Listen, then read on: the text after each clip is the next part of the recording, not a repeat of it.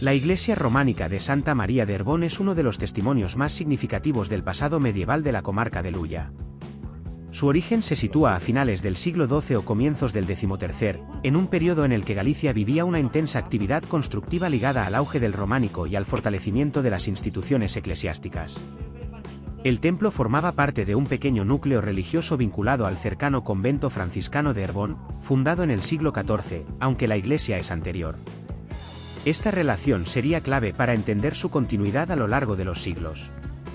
Los monjes, dedicados a la vida espiritual y al trabajo agrario, contribuyeron a mantener y transformar el entorno, convirtiendo a Herbón en un punto relevante dentro de las rutas interiores que conectaban Santiago de Compostela con el sur de Galicia. Arquitectónicamente, Santa María de Herbón responde a los modelos del románico rural gallego. Su planta de nave única y su ábside semicircular muestran la simplicidad propia de los templos parroquiales de la época. La fachada principal, con su arco de medio punto, conserva la tipología característica del periodo, aunque la decoración escultórica es limitada, un rasgo habitual en las iglesias construidas en comunidades pequeñas, donde los recursos eran modestos.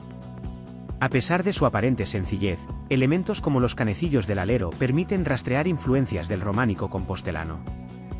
Estas piezas, labradas por canteros locales, reflejan un lenguaje escultórico que se expandió desde los grandes centros artísticos hacia las parroquias rurales durante el siglo XII. Con el paso del tiempo, Santa María experimentó diversas intervenciones. En los siglos XVI y XVII se añadieron elementos litúrgicos y se renovaron partes del interior, integrando estilos posteriores sin alterar la estructura original. Estas adaptaciones permiten leer la historia del templo como un palimpsesto, donde cada época dejó su marca.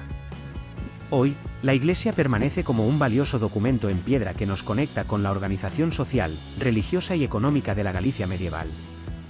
Santa María de Herbón no es solo un lugar de culto, es una fuente viva para comprender cómo las comunidades rurales construyeron, mantuvieron y resignificaron sus espacios sagrados a lo largo de más de 800 años.